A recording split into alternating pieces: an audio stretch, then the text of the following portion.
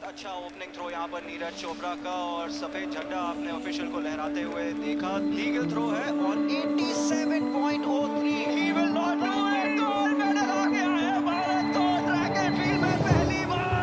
नीरज चोपड़ा का नाम याद कर लीजिए, इतिहास बन चुका है टोक्यो 2020 में। नमस्कार जी, मैं Neeraj Chopra, javelin thrower, Tokyo Olympic में गोल्ड जीता था। उससे पहले कॉमनवेल्थ गेम्स में गोल्ड था, एशियन गेम्स में गोल्ड था और उसी साल मैंने अर्जुन अवार्ड जीता था। पर उस सबसे पहले खंडरा गांव का रहने वाला, अपनी फैमिली का प्यारा और कुछ इम्पॉसिबल करने का सपना देखने वाला नीरज चोपड़ा।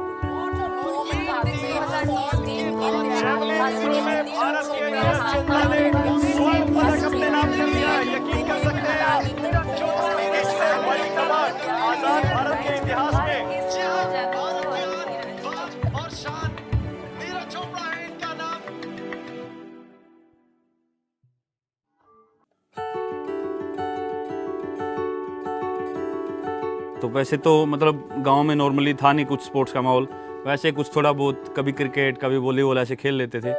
पर फर्स्ट टाइम ऐसे 2010 के एंड में ऐसे हुआ था कि मैं स्टेडियम में जाऊं और जो अंकल थे काफ़ी सपोर्ट रहा उनका, सबसे छोटे चाचा जो, और बाकी फैमिली का भी काफ़ी उस टाइम पे सपोर्ट था कि पूरे गाँव से अलग मैं पहला लड़का था जो वहाँ पर जाना शुरू किया और बिल्कुल एक अलग फील्ड मैंने चुना। जब मैंने शुरू किया था ग्राउंड पे जाना तो मन में यही बात थी कि यार क्यों कर रहा हूँ मैं ये सब कुछ, किस लिए? अपना आराम से खा रहा था, यहीं पे खेल रहा था, सब कुछ ठीक था, क्योंकि उस टाइम पे पता ही नहीं था कि मैं कर क्यों रहा हूँ, टारगेट ही नहीं था कुछ आगे। हमारा तो माइंड सेट था कि इसको यार कुछ अलग ज़िंदगी देनी है, अपने वाली नहीं रखनी। लेकिन उसका माइंड सेट होने में टाइम लगा।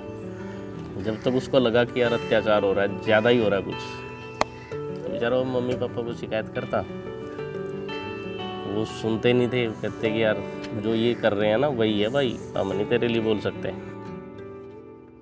ट्रेनिंग जब शुरू करते हैं, खासकर कि पहले एक वीक या 10-15 दिन, तो वो काफ़ी मुश्किल होता है क्योंकि जब पेन होता है, हमको सुबह उठते हैं ऐसा मन करता है कि यार ना ही जाएं।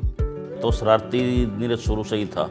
कभी भैंसों में गया तो किसी भैंस की पूंछ आपस में बांध दी, चारा काटने की मशीन थी उसमें कोई शरारत कर दी।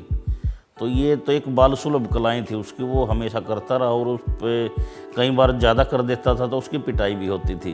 तो वो काफ़ी ऐसी कुछ हरकतें होती थी। पर जब से मैंने ग्राउंड पे जाना शुरू किया तो ये सभी चीज़ें छूटती आ गई और फिर मैं अपनी जो ट्रेनिंग के लिए सीरियस होता गया। पहले तो ग्राउंड पे गया था तो सिर्फ मैं वही फिटनेस मेंटेन करने और पतला होने के लिए गया था। उस टाइम पे वहाँ पे जेवलिन थ्रो करते थे तो मैं हमेशा देखता था, बाकी स्पोर्ट्स भी थे लेकिन जेवलिन एक ऐसा स्पोर्ट था कि जो मुझे डेली मैं देखता था और मेरे दिल को छूता था कि यार ये मुझे भी करके देखना है कभी। जैसे चलते चलते मैंने इसको ध्यान से, मैंने 1-2 राउंड में देखता रहा इसको, मैं भी वार्म अप करता रहा। फिर मैंने इसको पूछा कि तू मेरे को एक बार थ्रो करके दिखा दे।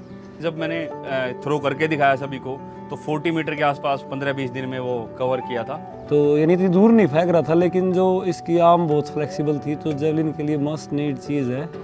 तो उसको देख के मुझे लगा कि हाँ ये जेवलिन कर सकता है और इसकी बिल्ड भी ठीक थी, उस टाइम तक अच्छा फिट हो चुका था ये। उन्होंने भरोसा दिलाया हमारे को कि इसको हमारे पास छोड़ दो, या हम इसको बेटर कर लेंगे। फिर उसने ऐसा करा जी, कभी ब्याह शादी में, कभी त्योहार में, किसी के फंक्शन में, तो गांव में किसी का कुछ नहीं कराया उसने, सब कुछ छोड़ कर अपने बस गेम के पीछे लग रहा। तो इतना जुनून हो गया था उसके प्रति कि मैं कहीं भी खेत में जाता, मुझे कुछ भी डंडी मिल गई तो मैं डंडी उठा के फेंक देता था, या फिर सिंग में से वो झाड़ू निकाले फेंक दी तो वो पूरी झाड़ू खराब कर देता था। पहले साल तो इतना अच्छा परफॉर्म नहीं किया, ठीक ठीक, पर मैंने इसको कोशिश की पहले साल ये जितने भी कंपटीशन खेल जहाँ भी फेंकने का जब मौका मिले तो मैंने इसको भेज दिया कि तू चला जा। ये बोला कि अभी इतनी तैयारी नहीं है भाई साहब। मैं कोई बात नहीं, तेरे को बस फेंकना है, कंपटीशन का फोबिया है जो वो ख़त्म करना, मैं जहाँ पे भी मौका मिलेगा वहाँ पे फेंकेंगे। 2012 में मेरा पहला नेशनल था और वहाँ पे मैंने 68.46 मीटर लगा के नेशनल रिकॉर्ड किया था अंडर 16 का। 2013 में मैं यूथ वर्ल्ड के लिए गया था, 66.75 मीटर किया था। 2014 में मैं जूनियर नेशनल खेला था विजयवाड़ा में, वहाँ पे अंडर 18 मैंने नेशनल रिकॉर्ड किया था 76.50 मीटर का। 2015 में ही मैंने इंटर स्टेट जो नेशनल चैंपियनशिप है उसमें गोल्ड जीता चेन्नई में 77.33 मीटर में। उसके बाद 2016 में मैंने south Asian games SAF games में गोल्ड जीता था 82.23 मीटर में। 2017 में एशियन चैंपियनशिप में मैंने गोल्ड जीता था मीटर रिकॉर्ड के साथ 85.23 मीटर में। 2018 में जो कॉमनवेल्थ गेम्स में गोल्ड था 86.47 मीटर लगा था। उसके बाद एशियन गेम्स में मैंने गोल्ड जीता 88.06 मीटर में, और उसके बाद मुझे इंजरी हो गई थी। इंजरी जैसे खिलाड़ी है उसकी मतलब जीवन में एक ऐसा मोड़ आता है कि उसके बाद उसको पता नहीं होता कि मेरा दोबारा जीवन इम्प्रूव होगा, दोबारा गेम में लौट के आऊँगा, या यही मेरा करियर ख़त्म हो जाएगा। कुछ नहीं खेल पा रहा था और काफ़ी एक नेगेटिव कई बार थॉट आ जाते हैं मन में। तो वहाँ फैमिली का रोल होता है कि उस समय उनका मोरल डाउन ना होने दे। तब हम लोग नीरज से जब भी बात होती थी अक्सर कहते थे कोई बात नहीं यार, ठीक हो जाएगा, ये तो अक्सर लगती रहती है। देखो जी, हमारा तो यही है, जो बच्चे ने जितना लगाव करके रखोगे तो बच्चे का भी लगाव उसमें रहेगा, तो माँ का भी उसमें रहेगा। हम तो ये कम है, देख घर बैठा कुछ नहीं है जी, बाहर छोड़ कर सब कुछ है, या तो देख मामा तो छोड़नी पड़ेगी। मैंने मन में ये चीज़ बैठा ली थी कि ये एथलीट की लाइफ है और एथलीट की लाइफ में ये चीज़ जुड़ी हुई है।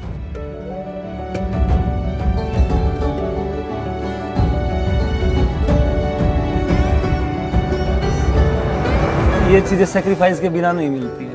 बड़ी चीज़ की कीमत के लिए बड़ी ही होती है, हमेशा आपको बड़ा ही सेक्रीफाइस करना पड़ेगा उसके लिए, और नीरज में वो ताकत है सेक्रीफाइस करने की, तो उसने समझा उस चीज़ को, तो आज हमारे लिए देखिए गोल्ड मेडल जीत के आया है। आगे खेला नीरज है, लेकिन पूरे परिवार ने पीछे एक टीम वर्क की तरह काम किया। दिन रात एक ही टारगेट बना लिया, भाई जो कुछ भी है सब कुछ एक बच्चे पे झोंक दो, और परमात्मा ने हमारी सुनी।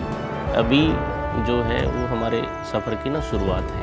हम तो यही चाहते हैं कि कम से कम भी 2 ओलंपिक तक और ये ऐसे ही रिपीट करके अपने को बेटर करें। जब ये टाइटल रिपीट होंगे ना, तब अपने कंट्री, अपने देश के लोगों को एहसास होगा कि यहाँ अपने ही देश में इतना टैलेंट है कि यहाँ इम्पॉसिबल कुछ भी नहीं है। जो हमने कच्ची पक्की गलियां, मिट्टी, कंकर, पत्थर सब हटाए थे, सबको चुन चुन के रास्ता बनाया था, अब जो आने वाली हमारी पीढ़ी है उसको रास्ता बना बनाया मिला, उसको सिर्फ उस ट्रैक पे दौड़ना है। जब जब नीरज ने एक उपलब्धि हासिल की, तब तब हमारे गांव में बच्चों की ग्राउंड पे स्ट्रेंथ बढ़ती गई। आज टोक्यो ओलंपिक के बाद तो ऐसा लगता है कि हर घर से कोई ना कोई बच्चा ना ग्राउंड पे ही मिलता है।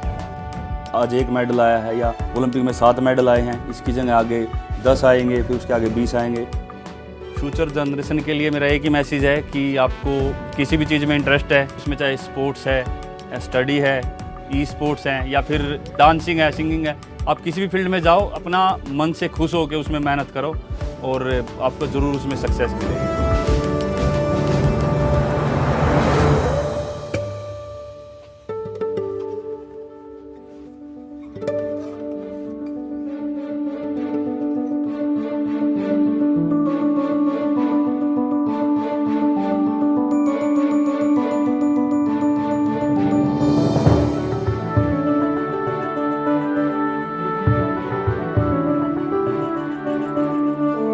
मैंने अपनी लाइफ में एक ही बात सीखी है, हार जीत तो लगी रहती है, हमारे हाथ में सिर्फ मेहनत है। कोई इम्पॉसिबल चीज़ लगे तो उससे डर के दूर नहीं भागना है, उसकी तरफ जंप करना है।